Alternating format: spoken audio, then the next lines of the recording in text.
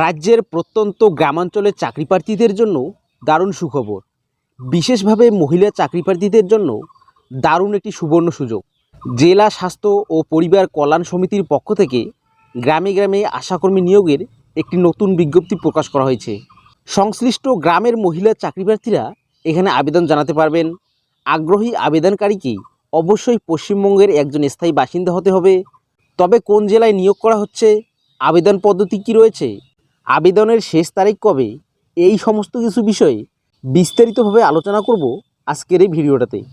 তো আপনারা যারা এখনও পর্যন্ত এই চ্যানেলটিকে সাবস্ক্রাইব করেননি তারা অতি অবশ্যই চ্যানেলটিকে সাবস্ক্রাইব করে পাশে থাকা বেল আইকনটি ক্লিক করে নোটিফিকেশন অল করে রাখবেন। আর যারা সাবস্ক্রাইব করেছেন তাদেরকে অসংখ্য ধন্যবাদ। তো দেখুন, এখানে বলা হয়েছে পদের নাম আশাকর্মী, মোট শূন্য পদ 36টি। শিক্ষাগত যোগ্যতা, আশাকর্মী পদে আবেদন জানানোর জন্য আগ্রহী আবেদনকারীকে যে কোনো বিদ্যালয় অথবা শিক্ষা প্রতিষ্ঠান থেকে মাধ্যমিক পাস অর্থাৎ 10ম শ্রেণী উত্তীর্ণ হয়ে থাকতে হবে। এছাড়াও প্রার্থীকে স্থায়ী ভাষা বোঝা এবং বলার দক্ষতা রাখতে হবে। মাসিক বেতন, পশ্চিমবঙ্গ সরকারের সর্বশেষ অধিনিয়ম অনুযায়ী আশাকর্মীর মাসিক বেতন হলো 5,250 টাকা। এবার হচ্ছে বয়সের সময়সীমা কী রয়েছে।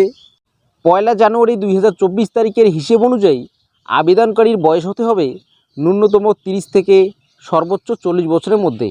তবে তপশিলি জাতি এবং উপজাতিভুক্ত আবেদনকারীরা 22 বছর বয়স থেকে আবেদন জানাতে পারবেন। এবার দেখে নিচ্ছি আবেদন পদ্ধতি। আশাকর্মীর জন্য আবেদন করতে হলে অফলাইনের মাধ্যমে আপনাদেরকে আবেদন জানাতে হবে।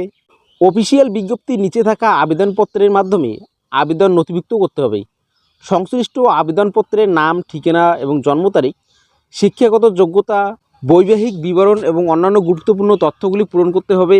এরপর পূরণ করার তথ্যের সাপেক্ষে প্রয়োজনীয় নথিপত্র আবেদনপত্রের সঙ্গে যুক্ত করতে হবে। সবশেষে সম্পূর্ণ আবেদনপত্রটি নির্দিষ্ট ঠিকানায় জমা করতে হবে। এবার আবেদনপত্র জমা দেওয়ার ঠিকানা হচ্ছে প্রার্থীরা নিজ নিজ এলাকার সমষ্টি উন্নয়ন আধিকারিক দপ্তরে অর্থাৎ ব্লক বা বিডিও অফিসে নিজ নিজ আবেদনপত্র জমা দিতে পারবেন। আবেদনপত্রটি জমা দেওয়ার শেষ তারিখ 31 জুলাই 2024।